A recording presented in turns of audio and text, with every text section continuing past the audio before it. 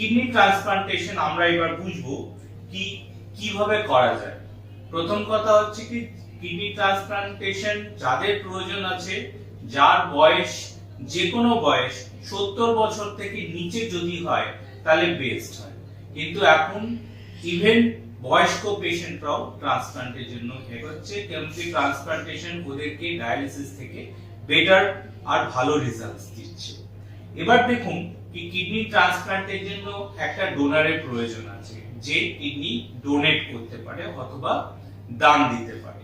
এবার সে কে দান দিতে পারে? প্রথম হচ্ছে criteria blood match. Blood match হচ্ছে যার ব্লাড গ্রুপ আপনার ব্লাড গ্রুপের মতন যেন হয়। For example, blood group A কে দিতে পারে, ব্লাড গ্রুপ বি কে দিতে পারে, আর ব্লাড গ্রুপ ও সবাই A B O R AB কে দিতে পারে। অন্যদিক থেকে যদি দেখছি, ব্লাড গ্রুপ এ থেকে নিতে পারে অথবা ও থেকে নিতে পারে, বি থেকে নিতে পারে, ও থেকে নিতে পারে, আর এবি শুধু আপনার এবি আর ও থেকে নিতে পারে। এভাবে যে ব্লাড গ্রুপ ম্যাচিং ডোনার যাকে বলা হয় সেটা একটা অপশন হয়।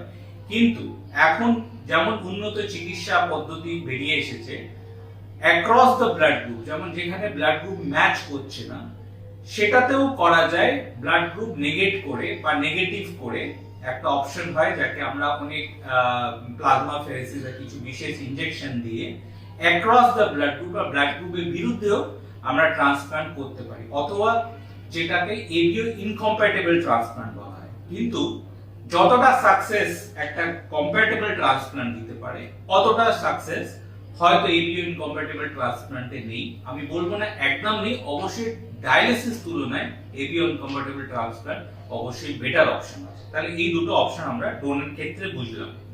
এবার ডোনার কারা হতে পারে?